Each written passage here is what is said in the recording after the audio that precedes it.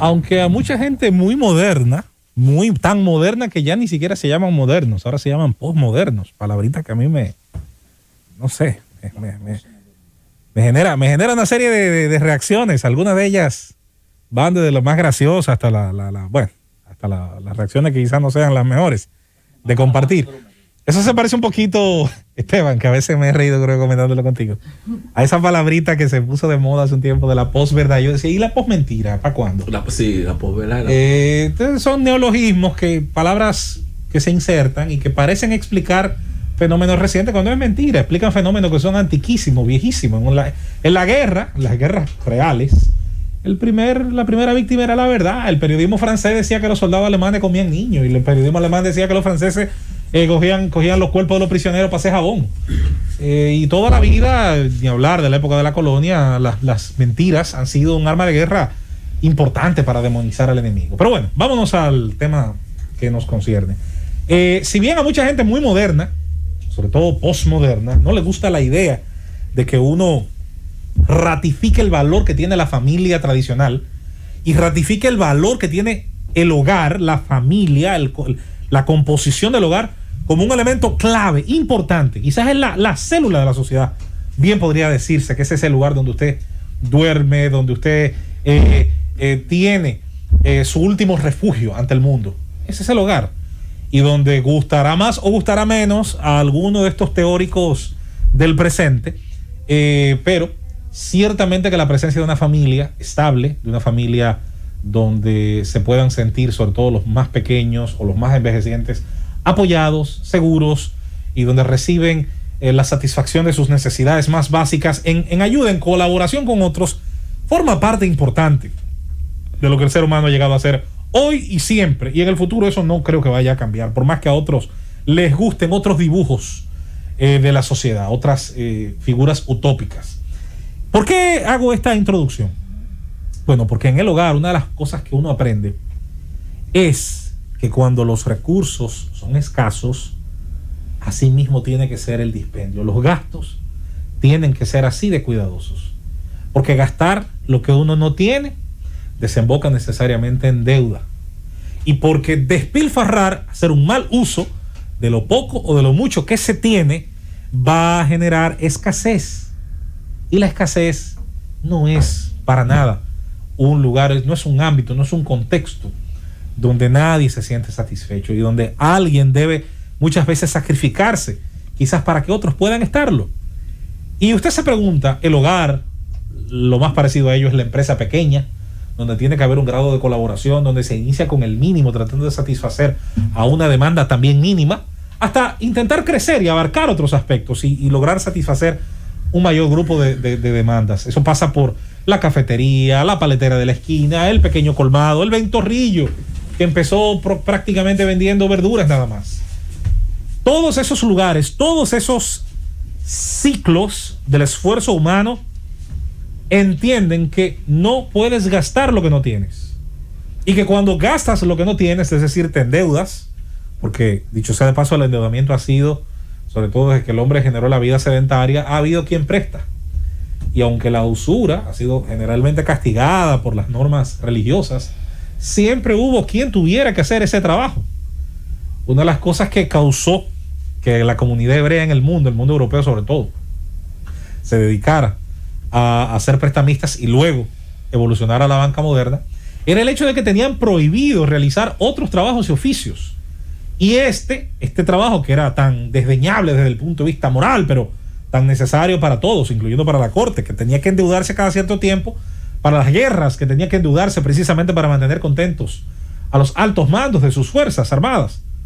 Entonces ese trabajo alguien tenía que hacerlo. En el caso del endeudamiento, que es lícito, sobre todo cuando se tiene un plan y un proyecto para hacerlo rentable, entonces luego hay que pagar. Y como hay que pagar esa deuda, hoy la pagamos en forma de una tarjeta de crédito, en forma de la hipoteca de la casa, en la forma de los pagarés del vehículo. Cualquiera que sea esta forma, nos obliga a haber reducido, obviamente, nuestro poder adquisitivo, porque estamos destinando, si somos obviamente responsables, una cantidad importante de nuestros ingresos a pagar aquello que tomamos por adelantado, aquellos que se nos facilitó adquirir.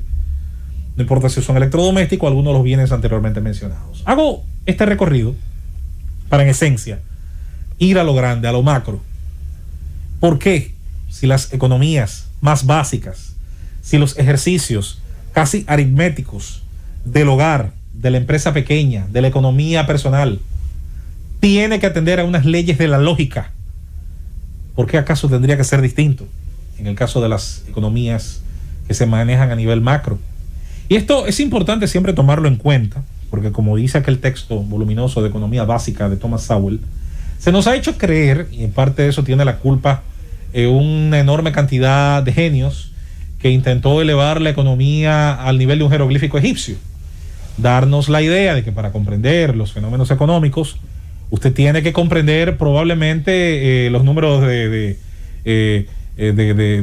Leibniz, tiene que comprender las fórmulas matemáticas más profundas y más difíciles. Y aunque estas fórmulas son importantes, claro que sí, no es que no lo son, guardan una parte importantísima en los criterios y en la forma de que se hace el cálculo económico. Si algo se viene demostrando desde finales del siglo XIX con el nacimiento de la escuela austríaca, es que es más importante el criterio lógico con el que se toman las decisiones.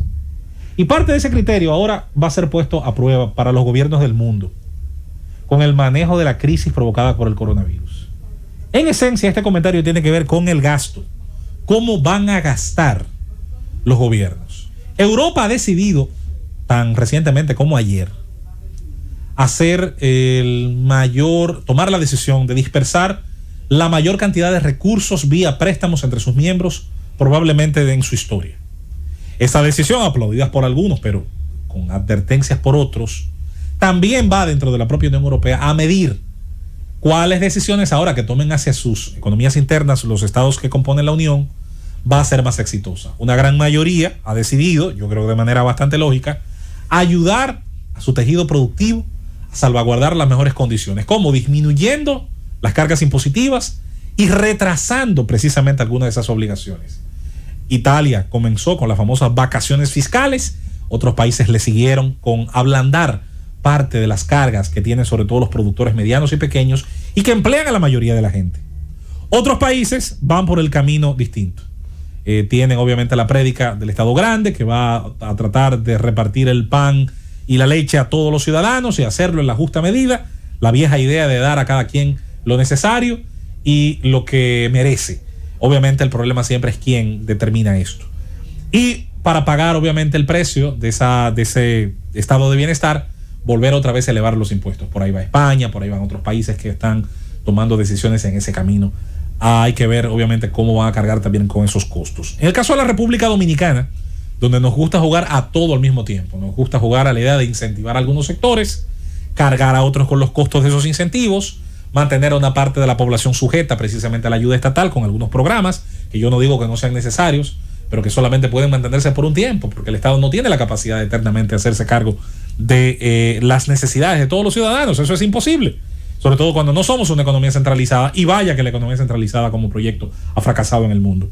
En ese sentido tendrá que hilar fino y tendrá que tener un proyecto valiente que creo en alguna parte comparten, en algún sentido comparten algunos de los funcionarios que estarán alrededor del próximo presidente, en cuanto al hecho de que es más importante incentivar, es más importante fiscalizar el 10% de mucho que fiscalizar el 50% de muy poco o de nada. Cuando usted termina colocando tantas cargas y tantos castigos a producir, todo el mundo entonces entiende que lo que debe hacer es ponerse en la fila de quienes simplemente reciben el subsidio, simplemente reciben la ayuda, simplemente reciben el bono. Y es por esto que el manejo de la macroeconomía, los cálculos de la macroeconomía y cuáles efectos tienen las medidas que se toman es tan importante. Pienso que en el caso de una economía como la nuestra, que ya de por sí carga, arrastra una serie de problemáticas que en algunos casos han mejorado, en otros no tanto, como por ejemplo el tema de la informalidad, debe tratarse de facilitar el proceso de ¿qué? De integrando a estas personas sin que sea un castigo formalizarse. Si nuestra agencia fiscalizadora, que yo les reconozco ha sido una de las que más ha mejorado en los años recientes en nuestro país, es más, para quien les habla, la agencia recaudadora de impuestos es la más eficiente que tiene el Estado Dominicano. Y esa eficiencia funciona en parte, es así, es un hecho, por cuanto el Estado necesita, se vuelca sobre el tejido productivo para succionar los recursos que entiende son necesarios para todo aquello que promete. La clave de todo esto, el gasto. ¿Cuál es la calidad del gasto público dominicano? ¿Cuánto de lo que se está gastando es realmente necesario? ¿Cuánto de lo que se está gastando no es simplemente la carga del botín de guerra que ha significado históricamente el Estado para los partidos ganadores de las elecciones? Y que es algo que queremos cambiar. ¿Cuánto le ha costado al contribuyente que su tesoro común, el erario dominicano, tenga que pagar salarios por puestos que no necesita, por instituciones que replican políticas gubernamentales y que entre otras cosas sobran? Lo del Ministerio de la Primera Dama es solo un ejemplo de muchos que bien pudieran salir a cuenta y demostrarse que son perfectamente reducibles a su mínima expresión y que pueden coordinar información y llevarla a las instituciones que hace rato existen para esas mismas políticas que promete. En ese sentido, el gasto público tiene que convertirse en el próximo objetivo de la sociedad dominicana.